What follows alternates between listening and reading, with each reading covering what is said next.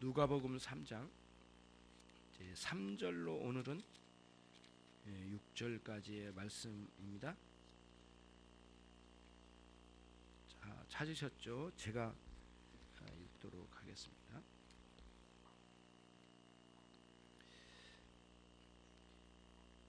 요한이 요단강 부근 각처에 와서 죄 사함을 얻기 하는 회개의 세례를 전파하니 선지자 이사야의 책에 쓴 바 광야에 외치는 자의 소리가 있어 가로되 너희는 주의 길을 예비하라.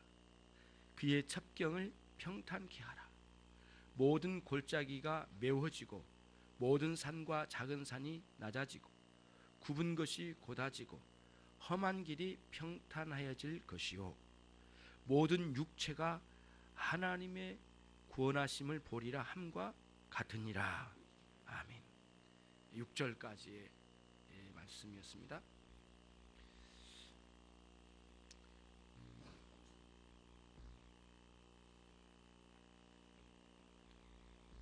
여기 뒤에가 자꾸 어두워서 뒤에 배경을 하늘 그림으로 좀 바꿨습니다. 좀 어색할지도 모르지만 몇 주 지나면 괜찮아질 겁니다. 그래서 여러분 눈이 시원하도록 하기 위한 것이니까 혹시 시원하지 않으신 분은 또 말씀해 주십시오. 이제는 여기가 반사되는 벽돌이었어요. 벽돌에다가 뭐를 칠했더라고요. 그래서 그렇게 안 했으면 좋겠는데 공사를 그렇게 자꾸 해놔가지고 그걸 가리려고 늘 했다가 이제서야 가립니다. 그래서 눈이 편하도록 이렇게 해놓은 거니까 의미는 없습니다. 다른 의미 없고요. 목사님은 하늘나라를 사모하는 모양이다. 뭐 의미를 너무 그렇게 막 끌어다가 붙이지 마시고요. 눈이 편하라고 이렇게 하는 거니까 이렇게 아시고 이제 또 나중에 또 이게 지루해지면 또 하나 바꾸자고요. 여러분 좋아하는 그림 말씀하십시오. 편하게 느껴지도록 하려고 합니다.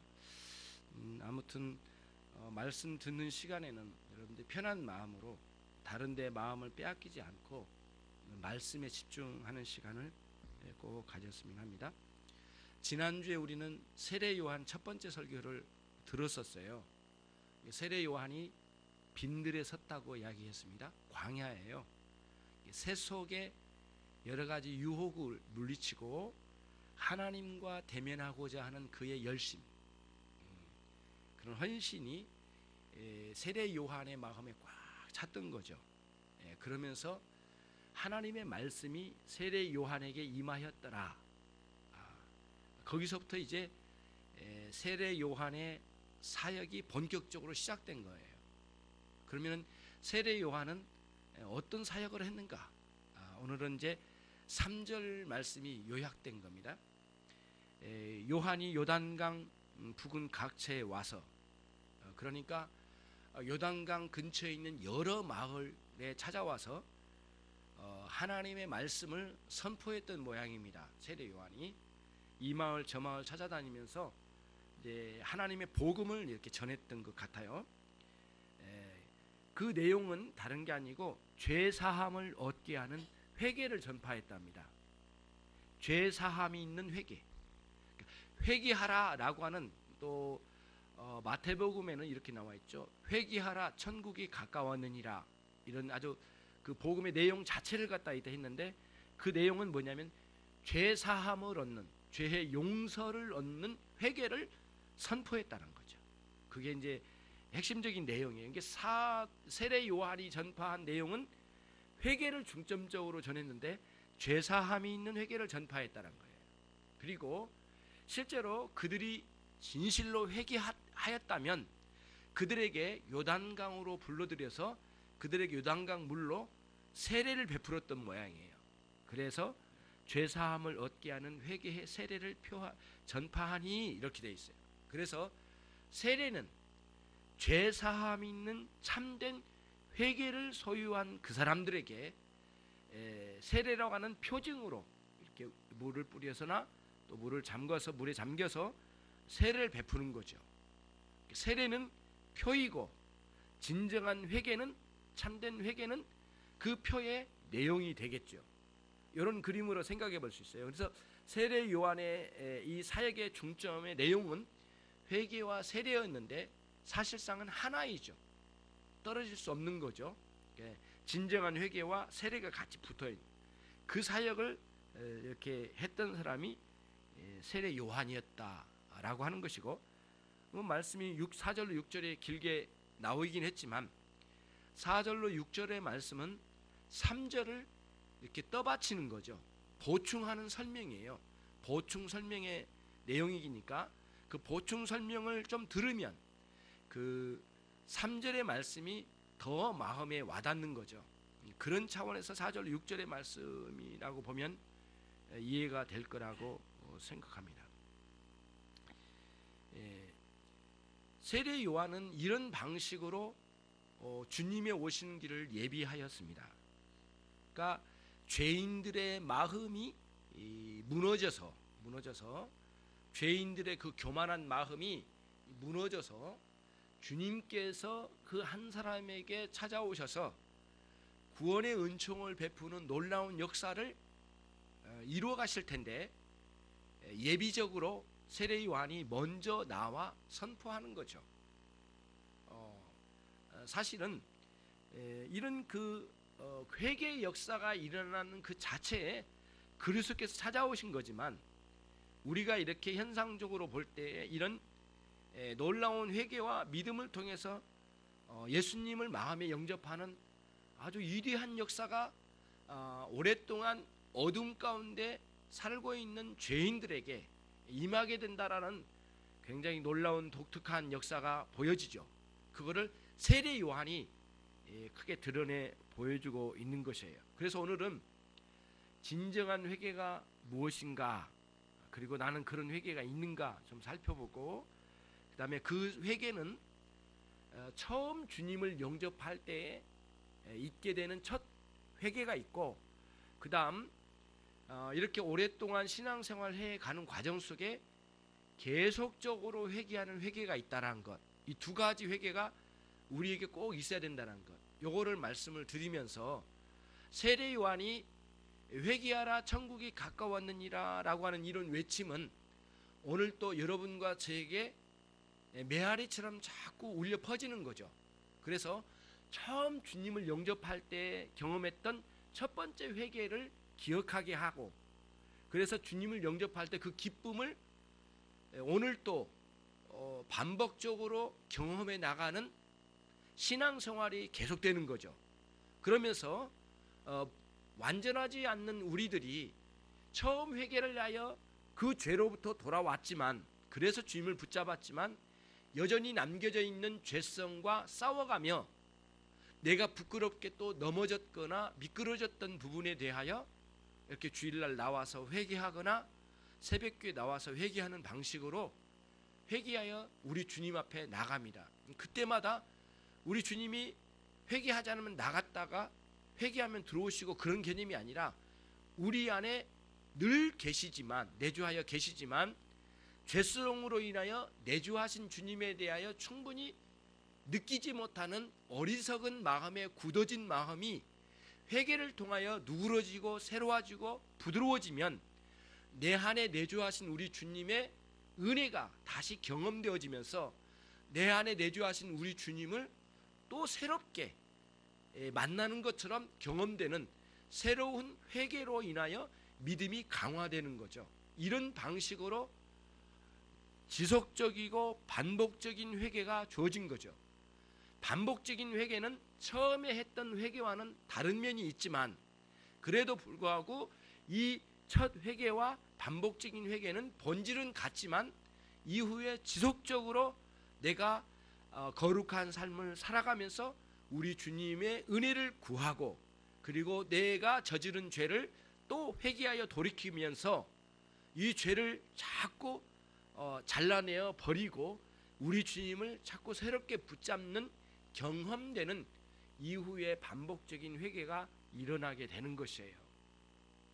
그런 회개에 대한 울림, 그 메아리침, 이런 메아리침이 세례 요한의 외침 속에 있는 거죠. 그래서 우리가 이 말씀을, 세례 요한의 이런 사역의 말씀을 딱 들을 때에 처음에 내가 주님 앞에 돌아올 때도 기억나게 하시고, 또 그럼에도 불구하고 지금 여전히 부끄러운 부분을 회개하라고 하는 촉구의 말씀으로 와 닿는 거죠.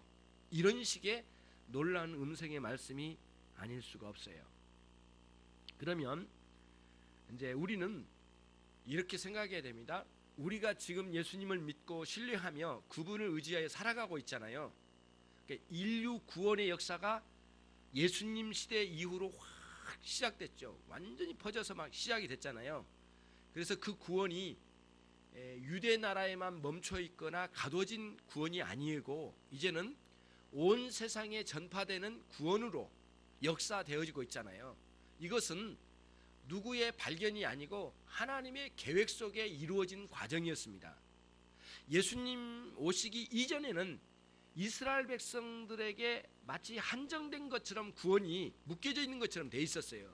밖으로 나가질 않았어요. 주로 만약에 이방인이 구원을 받는다 해도 유대 나라에 이 사람들이 들어와서 구원받는 거지, 이 복음을 구약시대 때 저 이방에까지 막 전해서, 물론 다메섹이나 이런 곳에 니느웨도 전해진, 니느웨 복음이 전해진 요나 선지자에서 전해진 일도 아주 특별한 것이 있지만 대부분은 유대 나라에 갇혀 있는 복음 전도였어요. 그러나 그리스도의 오심으로 인류 구원의 역사가 완전히 실행되는 놀라운 역사가 일어났어요. 그런 시대를 여러분과 제가 살고 있어요. 그러면 이 지금 구원의 시대에, 엄청난 은혜의 시대에, 성령의 시대에 우리는 신약의 말씀이 크게 우리에게 와닿지만 그럼에도 불구하고 구약의 말씀을 이렇게 발판으로 하여 신약의 말씀이 흘러나오고 신약의 말씀을 통하여 은혜를 누리는 것이에요. 그래서 우리는 신약의 말씀을 가면 구약의 말씀이 흘러나오고 구약의 말씀을 들어가면 신약의 말씀이 떠오르는 거예요. 그래서 엮여져서 하나로 엮여진 거예요. 구약 시대 때에는 계시의 관점에서 볼 때 마치 그 음성으로만 들려졌다면, 신약 시대의 말씀은 이제는 큰 칼라 TV 같이 화면으로 와닿는 거죠. 그러기 때문에 이 말씀은 동일한 말씀의 내용을 갖고 있지만 이제는 화면으로 다가오듯이 아주 가깝게 와닿는 말씀으로 신약의 말씀이 펼쳐지고 있어요. 그런 관점으로 우리가 이 말씀을 이렇게 내려다 봐야 되겠어요. 그래서 신약 시대의 말씀이 전파될 때에는 구약의 말씀을 항상 인용을 해서 신약의 말씀에 전하고자 한 내용을 강화시켰어요. 무슨 말씀을 인용했다고요? 구약의 말씀을 인용을 해서 신약의 말씀을 강화시킨 거예요. 그래서 그 의미를 매우 심도 있게 끌어가는 거예요. 이런 그림을 봐요. 그래서 오늘 누가복음 3장 이 누가복음 이 본문도 누가라고 하는 사람이 기록을 했잖아요. 성령의 놀라운 감동 감화를 받아 누가복음이라는 복음서를 기록을 했잖아요. 누가도 구약의 말씀을 깊이 알고 있는 것 같아요. 그래서 그 말씀을 자기가 기록하고자 하는 요한 사도의 사역을 설명하면서 이사야서의 말씀을 인용을 해서 데리고 온 거예요. 그래서 3절 말씀에다가 4절, 5절, 6절의 말씀을 딱 이렇게 붙여서 3절 말씀을 강화시키는 쪽으로 간 거예요. 본문은 그렇게 이제 이해를 하면 되겠습니다. 그래서 3절 말씀을 이해하는 데 초점을 맞추고 4절과 6절의 말씀은 보충 설명 쪽으로 가면서, 그럼에도 불구하고 그 4절과 6절의 말씀은 역사성이 있어요. 어떤 역사성이 있을까요? 이사야 시대의 역사성, 그때 있는 일이 있어요. 무슨 일이 있을까요? 그거를 한번 생각을 해볼게요. 이사야 선지자는 예수님 시대의 800년 전의 사람입니다. 이사야 선지자는 BC 800년대 사람이에요. 이사야 선지자는. 그런데 이사야 선지자는 예수 그리스도가 오실 것을 800년 전에 예언을 했던 사람입니다. 그래서 구약 성경 중에 예수님께서 오실 것에 대한 예언의 말씀이 가장 풍성하게 기록된 것이 이사야서의 말씀입니다. 정말 놀라운 거예요. 이거는 하나님 섭리 중에 이렇게 하셨는지는 모르겠지만, 아무튼 나중에 또 성경을 재편집을 한 것이긴 하지만 그 이제 장수를 나누긴 했지만 나중에 이사야서는 몇 장으로 이루어졌느냐면은 66장으로 이루어졌어요. 성경이 몇 권으로 이루어졌죠? 66권으로 이루어졌죠. 그러면은 신약 성경이 27권이죠. 66권에서 27권 빼면 39권이에요. 39권이 구약으로 돼 있고 27권이 신약으로 되어 있어요. 근데 더 놀라운 건 이거예요. 이사야서의 말씀을 언젠가 여러분 정말 우리 깊이 한번 공부를 하고 싶은 내용이 있잖아요. 그런 의욕이 있는데 이사야서 1장부터 39장이 심판적인 내용으로 쭉 이루어져요. 마치 구약 성경 전체 내용을 마치 이렇게 대변하듯이 이렇게 되어 있어요. 그리고는 이사야서 40장부터 66장까지 신약 성경은 은혜의 말씀이 풍성하죠. 그런 것처럼 이사야서 40장부터 66장까지는 은혜의 말씀으로 꽉 차 있어요. 굉장히 놀라워요. 그래서 이사야서를 구조를 보면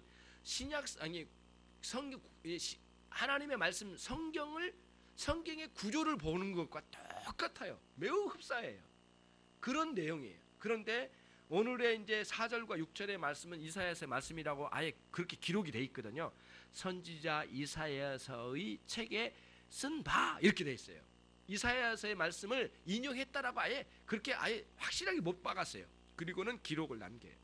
근데 이 4절과 6절의 말씀이 어디에 속해 있느냐면 이제 여러분 생각에도 어디에 있을 것 같습니까? 심판적인 내용이 있을 것 같습니까? 아니면 은혜의 회복과 은혜의 차원의 내용에 있을 것 같습니까? 이 이제 4절과 6절의 말씀이 어디에 있을 것 같아요? 아무래도 심판보다는 회복과 은혜의 측면 자리에 있을 것 같죠. 그렇죠. 내용을 보니까 이제 뭐라 할까요? 주님의 길을 예비하라. 그분의 오시는 첩경, 지름길을 평탄케 하라. 골짜기를 메우고 산과 작은 산들이 낮아지고 굽은 길이 아주 곧게 반듯하게 열리고 험한 길이 평탄케 되고 길을 내는 거잖아요. 고속도로를 내는 것 같아요. 그런 길을 내려간 것 보니까 뭔가 새로운 시대가 열린 것 같죠. 그래서 이 부분이 은혜의 시대로 은혜의 말씀 세계로 펼쳐지는 40장 초반에 딱 기록되어 있어요. 굉장히 이 부분이 놀라워요. 그래서 누가라고 하는 사람은 이제 이 기록을 할 때 세례 요한이 외치는 이 사역은 하나님의 은혜의 시대가 열렸다는 사실을 이사야서의 말씀, 회복의 말씀, 은혜의 말씀을 인용을 해서 확고하게 이 말씀을 보충하는 거예요. 그게 이제 우리가 이해해야 될 본문의 이해예요. 3절은 지금 세례 요한의 사역을 딱 이렇게 설명을 하고 제목처럼 붙이고 이사야서의 은혜의 말씀을 딱 붙여서 세례 요한이 이 당시의 시대에 어떤 역할을 했는지를 정확하게 설명하려고 했던 것이죠. 오늘 본문이 이제 그런 본문이에요. 이거는 지금까지 말씀드린 거는 여러분에게 본문 말씀을 이해시키려고 하는 말씀이었어요. 그런 말씀이에요.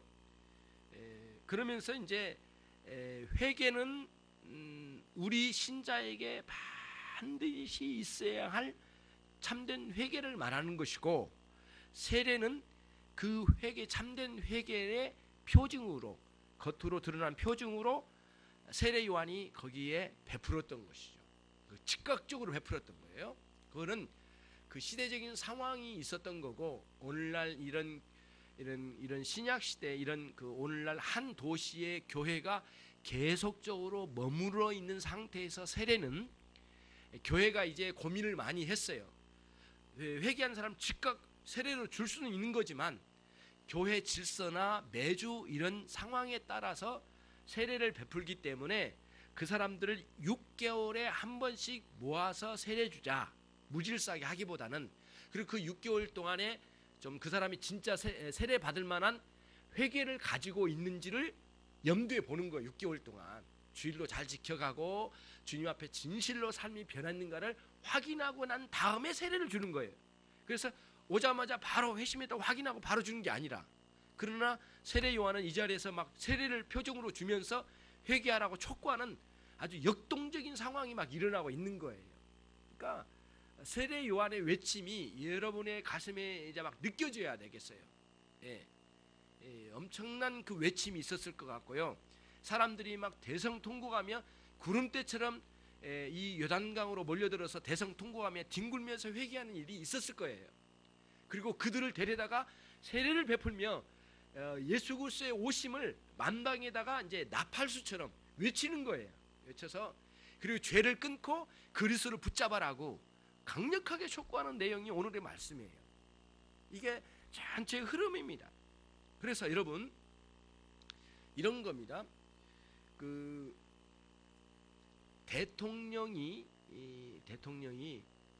당선이 되면 국회의사당 그 마당에서 연변장에서 그 넓은 마당에서 대통령이 되었다는 사실을 공포할 때 선서도 하고 그리고 자기의 통치 이념을 이렇게 반포하기도 합니다. 그러면서 그 순간부터 대통령이 되었다는 사실을 세상에 알리는 거죠. 그렇죠? 옛날에 왕들도 마찬가지예요. 왕이 진짜 왕이 되었다는 사실을 온 세상에 공포하여 알려야 될 일이 있었어요. 그렇게 알리기 위해서는 대관식이라고 하는 의식을 갖췄어요. 그래서 선왕이 썼던 그 왕관을 새로 세워진 왕의 머리에 씌워주는 거예요. 씌워주면서 전 백성이 그걸 기뻐하고 나팔을 불며 즐거워하고 아주 그 엄청난 축제를 열어가는 거예요. 그러면서 새로운 선왕은 돌아가시고 새로운 왕이 세워졌다는 것을 보여주는 거죠. 그와 흡사한 내용이 오늘 말씀이에요. 세례 요한은 예수 그리스도의 완전한 왕이시고 죄를 이기고 사망 권세를 이기실 왕으로 등극하실 예수님을 그 예수님에게 마치 왕관을 하늘나라의 왕관을 이렇게 씌워드리는 의식과 같은 현상이 지금 일어난 거예요. 그래서 중대한 말씀인 거예요. 누가는 이것을 꿰뚫어 본 거예요. 그리고는 그날이 오게 될 거라고 하는 800년 전에 예언했던 이사야 선지자의 예언의 말씀을 그대로 인용하면서 이걸 보충하여 확정짓는 거죠. 굉장히 놀라운 거죠. 그런 의미에서 세례 요한의 외침은 당시의 죄인들을 회개하여 돌아오게 하는 역할도 컸지만 그렇지만 이후에 예수 그리스도께 돌아와 그분을 믿고 옛 죄를 버리는 모든 신자들에게 왕 되신 예수님을 받아들이는 그런 대의식의 관점으로도 여기에 선포했다라는 의미가 여기에 담겨져 있습니다. 그러므로 왜 이렇게 회개를 외칠까요? 회개는 천국에 들어가는 관문이에요. 회개 없으면 천국 없어요. 회개한 자만이 진정한 신자이거든요. 예전에 큰 대문이 이렇게 있습니다. 대문이 있으면 두 개의 문을 붙이고 이 안에다 빗장을 탁 지르거든요. 그럼 밖에서 아무리 연락해도 이 빗장이 부러지거나 아니면 경첩이 빠져버리거나 그러기 전에는 이 문을 열기 어렵습니다. 그렇죠? 그래서 이 빗장을 톱으로 썰어버릴 수도 있잖아요. 그렇기 때문에 쇠빗장으로 치는 거예요. 쇠를 뭐 톱으로 자르겠습니까? 있을 수 없죠. 안 되는 거죠. 그러니까 옛날에 이런 그 큰 문에다가 쇠빗장을 탁 가로질러 가지고 어떤 것도 자르지 못하도록 이 문짝을 탁 견고하게 붙였는데 회개는 예수님에게로 나가고 하나님에게로 나가는 천국으로 나가는 길에 쇠빗장을 빼는 것과 똑같아요. 옛 죄를 버리고 우리 주 예수 그리스도를 붙잡는 거죠. 이게 진정한 의미의 회개예요. 그래서 첫 번째 회개가 있는가 하면 반복적으로 계속된 회개가 주어지지 않으면 안 돼요. 계속적으로 성숙되어 가는 거거든요. 그런 식의 회개의 역사가 여기에 있는데 세례 요한은 이 회개를 외치고 있는 것이에요. 여러분과 제가 그런 회개가 있는가라고 하는 것을 비춰보는 것이죠. 자, 그러면 진정한 회개는 뭘까라고 하는 질문이 나오거든요. 뭐냐면은 먼저는 깊이 깨달아야 돼요. 뭘 깨닫느냐면은 내가 저지른 죄가 얼마나 심각하고 지독한 악한 죄인가를 깨닫는 게 필요해요. 그 죄에 대한 명확한 깨달음이에요. 그리고 그 죄에 대한 깨달음이 오면 그 다음엔 뭐냐면은 그 죄에 대한 역겨움이 나타나야 돼요. 그 죄가 싫거든요. 예전에는 그 죄가 좋았어요. 부끄러우면서도 그 죄가 달콤했어요. 그러나 진정한 회개가 딱 오게 되면 그 죄에 대해서 역겨워요. 시궁창처럼 느껴진 거예요. 예. 예. 돼지가 토한 것처럼 역겹게 느껴진 거예요. 다시는 그거를 토한 것을 먹는 사람 없거든요. 그 더럽고 추한 거예요. 예전에는 이게 너무 달콤했어. 그러나 이제는 아니에요. 이런 식으로 죄에 대해서 끊는 역사가 있는데 깨달을 뿐만 아니라 느낌도 다가와야 돼. 그렇게. 그리고는 실제로 그 죄에서 돌이켜야 됩니다. 이게 회개거든요.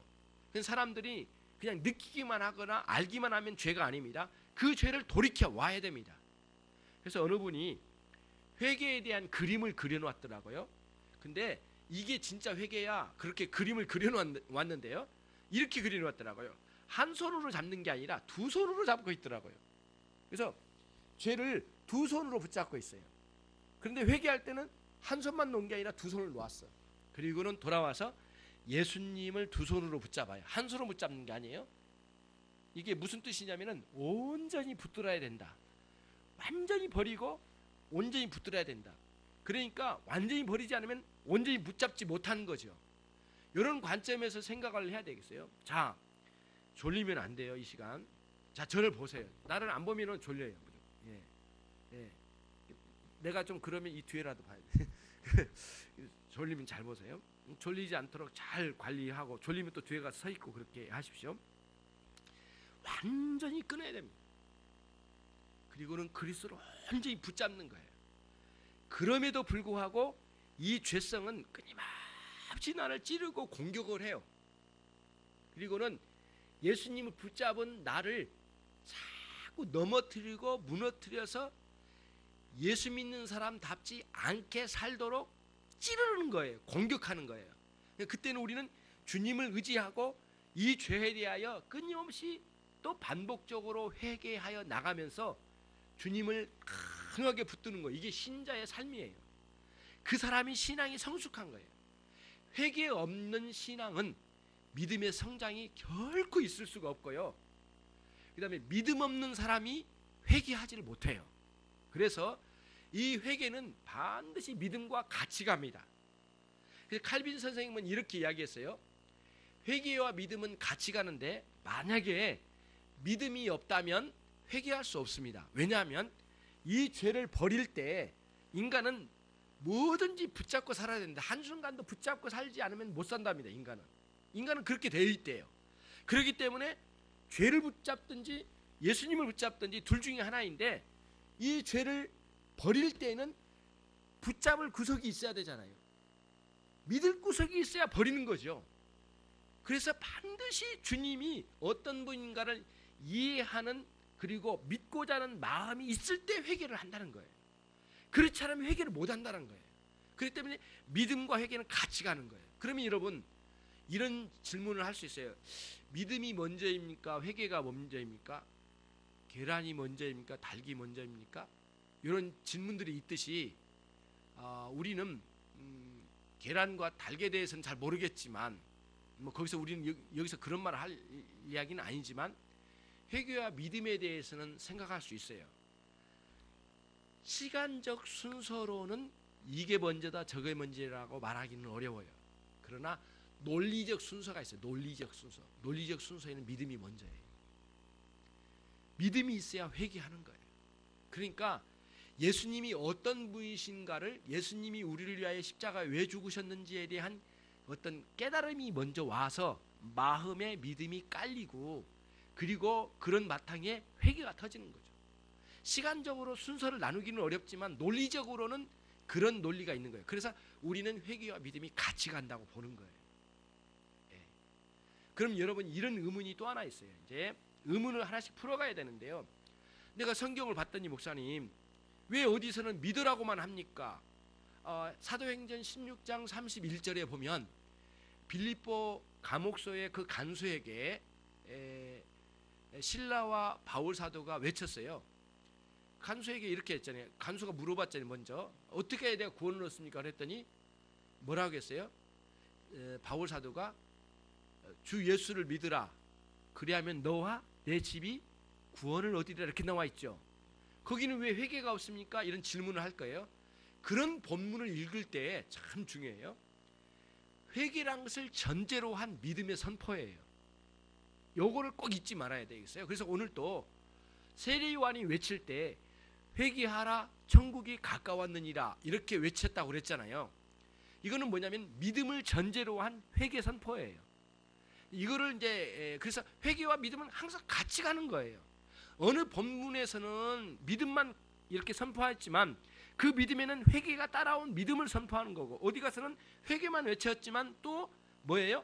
믿음이 따라오는 회개를 외친 거예요. 그래서 오늘 또 세례요한이 죄 사함을 얻게 하는 회개의 세례를 전파하니라고 할 때도 예수 그리스도를 믿는 믿음을 전제로 한 다가올 천국, 예수님이 우리에게 찾아오실 예수님을 믿는 믿음을 전제로 한 회개 선포라는 사실에 여러분이 딱 마음을 고정하고 회개와 믿음은 같이 가는구나 라고 하는 확신을 얻고 이제 나가야 되는 거죠. 그래서 실제로 이제 바울 사도가 자기의 그 뭐랄까요 복음 사역을 설명할 때 이렇게 설명합니다. 사도행전 20장 21절에 이렇게 말해요. 내가 헬라인에게나 유대인에게 하나님의 말씀을 전하는데 내가 유대인이나 헬라인에게 하나님께 대한 회개와 하나 그다음 그리스도께 대한 믿음을 증거하였노라 이렇게 말하고 있어요. 하나라는 사실을 말해준 거예요. 그러니까 사도 바울이 전한 복음은 하나님께 돌아오는 회개와 예수 그리스도를 붙잡는 믿음 두 가지를 내가 합하여 전하였다 이렇게 되어 있어요. 물론 이런 것도 있습니다. 여러분 죄에 대한 회개란 말도 있는데 그거는 같은 말이에요. 어디다 중점 두냐에 따라 다른 거예요. 이렇게 죄를 중점으로 거기서부터 돌아왔다라고 할 때는 죄에 대한 회개라고 하고, 하나님께 중점을 둔 말로 표현할 때는 하나님께 대한 회개라고 하는 거예요. 같은 말이에요. 이거는 혼돈할 필요는 없고요. 아무튼 믿음과 회개는 같이 간다는 것, 그리고 회개를 강조할 때나 믿음을 강조할 때나 믿음과 회개는 따로 떨어진 것이 아니라는 것을 전제로 한 이해를 가져야 된다는 것, 그렇게 이제 여러분과 제가 이해를 해야 되겠고요. 초반에 말씀드린 것처럼 여러분과 저의 삶은 일생 동안 회개하는 삶이에요. 그래서 요즘 여러분이 회개가 없다면 여러분은 신앙생활을 아주 잘못하고 있는 거예요. 정말 잘못하고 있는 거예요. 그러면 회개할 것이 없다라고 느껴진다면 여러분은 영적으로 무뎌진 것, 영적으로 무뎌지고 깨달음의 세계에 대한 이해가 멈춰 있는 거예요. 그러니까 말씀을 못 듣거나 들어도 이해를 못 하거나 들었지만 마음에 받아들이지 않는 그런 상태에 있는 사람은 절대 회개의 자리에 나가지를 못해요. 그래서 여러분이 그래서 말씀이 꼭 주어져야 돼요. 그리고 회개의 실천의 자리로 나가는 기도가 있어야 돼요. 그래서 말씀과 기도는 항상 우리가 계속해서 가야 될 길이에요. 여러분 그래서 항상 말씀을 열어놓아요. 말씀을. 링컨 대통령이 그 말을 했대요. 아주 유명한 말씀인데, 우리 일생 동안 성경을 펼쳐놓으면 천국이 열려져 있고 성경을 닫아놓으면 천국이 닫혀 있습니다. 무슨 의미인지 알겠죠? 너무 이렇게 격하게 해석할 일이 아니고요. 항상 천국을 사모하면서 성경을 펼쳐보라는 거예요. 그리고는 막 읽기보다는 성경을 믿고자 하는 마음을 품고 읽어내는 것이에요. 그러면서 차근차근 읽어내려가고, 어떤 사람은 구약성경, 신약성경 여러분들이 택하여서 줄기차게 읽어내려가세요. 그리고 그 말씀이 나에게 주신 말씀으로 받아들이면서 정말 회개하는 마음으로 성경을 읽어내려가는 거예요. 그러면서 내 마음대로 막 해석하기보다는 주일에 주신 말씀을 중심으로 해석을 하고, 그리고 올바른 해석의 내용들을 가지고 해석하면서 일생 동안 회개의 자리를 일평생 계속하는 거예요. 그러면서 처음 회개했던 것이 반복적으로 회개하는 회개가 연결되어지면서, 그리고 처음 내가 주님 앞에 돌아온 것도 감동이고 지금도 내가 감동이에요. 그러면서 신앙생활이 역동적으로 끌어가는 거예요. 계속 가는 거예요. 그렇게 나가는 거예요. 자, 그런데 이제 어거스틴이 한 말이 이런 이야기가 있습니다. 여러분이 엊그제 회개했어요. 어떤 죄에 대해서 내가 오래전에 10년 전에 아주 나쁜 짓을 저질렀어요. 그래서 엊그제 내가 회개를 했는데 일주일이 지났는데 또 그 죄가 또 떠올랐어요. 그러면은 어거스틴이 이렇게 말해요. 그 죄가 반복적으로 떠오른다면 당신은 멈추지 말고 그 죄를 또 붙잡고 회개의 자리에 나가라. 엊그제 했던 회개가 잘못됐다는 것이 아니라 반복적으로 그 죄를 생각나게 하여서 우리가 무디고 그리고 완고하고 교만한 상태에서 회개하지 않으려고 하니까 하나님께서 우리로 하여금 그 10년 전에 저질렀던 그 죄를 엊그제 회개했지만 또 떠오르게 해서 우리로 하여금 더 깊은 회개의 자리로 데려가기 위한 거예요. 이해가 되시죠? 그러니까 엊그제 회개했으니까 됐어, 이제 끝났어 라고 이렇게 말하지 말라는 거예요. 그러므로 여러분들이 이런 그 떠오르는 죄에 대해서 가볍게 넘기거나 또 잊어버리거나 그냥 회피하면 안 돼요. 그 문제를 다시 생각하면서 회개의 자리로 또 나가는 거예요. 그러면서 회개의 발동을 다시 걸어서 지금 내가 심각한 죄가 좀 전까지 몰랐는데 10년 전에 저질렀던 죄를 반복해서 다시 생각하다가 보니까 지금 죄를 또 떠오르게 된 거예요. 회개를 다시 하는 거예요. 그러면서 깊은 회개의 자리에 들어가서 여러분들이 그 죄에 대해서 아주 역겨운 마음을 품고 하나님에 대해서, 우리 예수님에 대해서 정말 사랑스러운 마음으로 우리 주님을 품는 거예요. 마음으로 품어내는 거예요. 이것이 신앙 성숙과 그 회개가 깊어지는 거예요. 그러면 이제 이런 게 있어요. 회개라고 하는 것은 아주 그 얄팍하게 하는 회개는 회개답지를 못해요. 이런 거죠. 이런 회개를 하는 사람도 봤어요. 이제 하나님 감사합니다. 나는 살인죄, 간음죄, 사기죄 같은 거 저지르지 않으니까 감사해요. 이렇게 하면서 탁 돌아서요. 그리고 나는 오늘 기도한 것처럼, 회개 기도한 것처럼 보거나 또는 큰 죄만 이런 식으로 보면서 아, 이거 내가 부끄러웠어요. 또 아니면 오늘 남편과 싸웠어. 그러면 남편과 싸운 게 지금 감정으로 남았잖아요. 하나님, 나 좀 고쳐주세요. 이렇게 기도를 해. 큰 거를 해. 그러나 깊은 내용으로는 안 가. 겉핥기식으로 회개하는 회개가 잘 안 돼요. 경험해봤지만 잘 안 됩니다. 그래서 여러분 이렇게 오늘 내가 남편과 다퉜어요. 그 다툰 것 자체만 가지고 말하면 안 되고요. 이 다투게 되었던 이 상황으로 끌고 왔던 내 안에 남편을 향한 미움, 그 미움을 일으켰던 완악한 성품, 그 완악한 성품이 남겨져 있는 나의 무딘 영적인 상태, 이거를 꿰뚫어 보는 거예요. 그리고는 영적으로 깊이 꿰뚫어서 이걸 헤쳐가면서 회개의 자리가 아주 세밀하게 들어가는 거예요. 아주 깊이 들어가는 거예요. 그러면서 그 내용 깊은 곳에 있는 이 완악함을 보는 거예요. 그리고는 처절하게 하나님께 무너지면서 회개하는데 내 스스로는 이런 상황을 극복할 수 없는 이 안타까운 상황을 향하여 이거 문제를 가지고 깊이 나가는 거예요. 그러면서 그 문제를 하나씩 하나님께 나가며 회개하면서 처절하게 하나님께 무너지며 회개하면서 이 남편과의 다툼의 문제가 얼마나 부끄러웠는지를 깨닫는 거예요. 이런 식으로 회개를 하면 한 사람이 겉핥기식으로 어디 뱃속이 아파?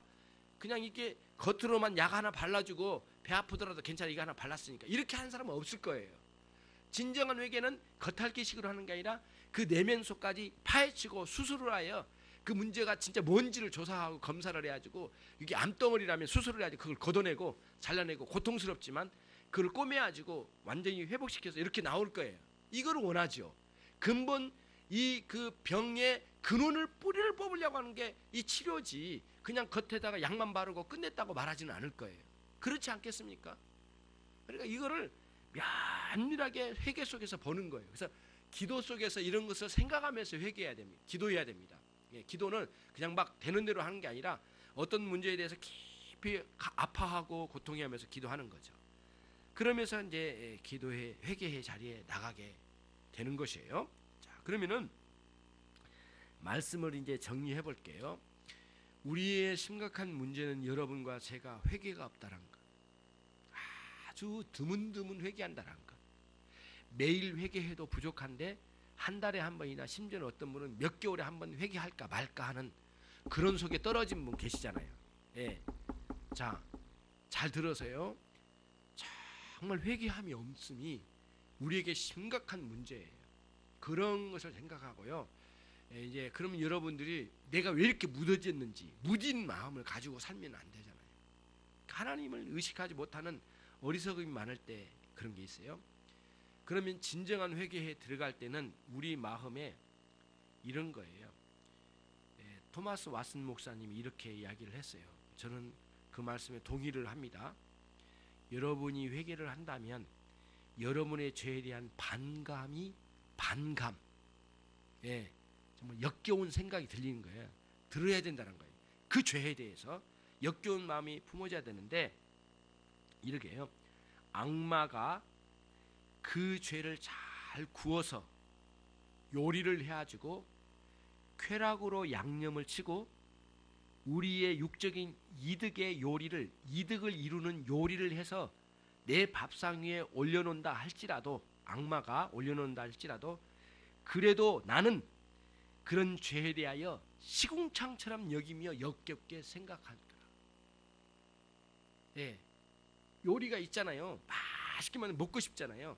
악마는 여러분의 죄를 아주 잘 구워서 그 빵 냄새 얼마나 그 배고플 때 빵 냄새 정말 너무너무 그냥 그 와닿잖아요. 막 여러분 안 그렇습니까?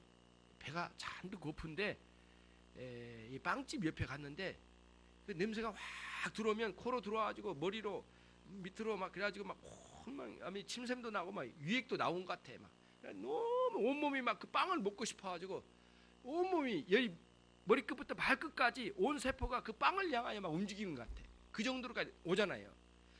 죄에 대한 감각이 그렇게 올 수 있다는 거예요. 회개하는 사람에게도. 그리고 그게 오는 거예요. 그래서 이 사단이 그 죄를 또 미화시킨 거예요. 그래서 잘 빵처럼 빵 냄새 나는 그 빵처럼 구워요. 그래가지고 쾌락의 양념을 뿌리고 이득의 요리를 계속 해가지고 우리에게 들이대는 거예요. 그때에 우리는 그 요리에 대해서 시궁창처럼 느끼고 역겹게 생각해서 먹다 남은 토해내는, 돼지가 먹다 토해내는 것처럼 생각하고 그걸 물리쳐야 된다는 거예요. 그 죄에 대해서, 남의 죄가 아니에요. 내가 저지른 죄에 대해서 이 더럽게 역겹게 느껴지는 그런 반감이 우리 안에 일어나야 된다는 거예요. 그런 회개가 여러분에게 있어야 되는데 대충 지나가는 회개로 하니 이게 이 죄가 떨어지냐고요. 그러면서 하는 말이 나는 왜 이렇게 안 고쳐져요 이렇게 말하는데 회개가, 참다운 회개가 없기 때문에 그래요. 그러면서 그 죄에 대한 총체적인 반감이 우리 안에 일어나야 되겠어요. 그러니까 모든 형태의 죄에 대하여 대적하고 단호한 마음으로 이렇게 끊을 줄 알아야 돼요. 심지어는 남이 저지른 죄에 대해서도 단호하게 이렇게 대적할 마음이 있을 때에 그때에 진정한 회개가 일어나게 되는 거예요. 세례 요한은 이거를 외쳤어요. 예, 이 완악한 이 독사의 자식들아 그러면서 외쳐댔잖아요. 회개하지 않으려고 하는 그런 사람들에게 외쳤는데 이 말씀이 강하게 우리 마음에 들어와야 돼요. 이 독사의 자식들아, 바리새인과 서기관들에게 외친 것이긴 하지만 오늘 우리에게 다가와야 돼. 그래서 회개하는 마음을 가지고 엎드려야 되겠죠. 여러분과 저의 완악한 마음이 언제 무너지겠습니까? 참된 회개가 있을 때만 무너지게 되는 거예요. 그 이상 우리는 변하지 않아요. 그래서 회개한 만큼 변하고 회개하지 않은 만큼 변하지 않습니다. 회개한 만큼 믿음이 성장하고 회개하지 않은 만큼 믿음이 멈춥니다. 이거를 원리를 잘 이해하고 회개, 죄 사함의 은총이 있는 참된 회개로 여러분의 신앙이 성숙되어지고 삶이 반드시 변해야 됩니다. 하나님 그런 신자를 원하시지 오랫동안 굳어져 있는 마음으로 회개하지 않는 영혼을 내버려 두시지 않습니다. 하나님 오늘 또 기다립니다. 여러분이 회개의 자리에 나오기를 기다리고 계십니다. 참된 회개로 여러분의 영혼이 큰 유익을 얻기를 주님의 이름으로 축원합니다. 같이 함께 기도하겠습니다. 말씀을 생각하면서 같이 기도하겠습니다.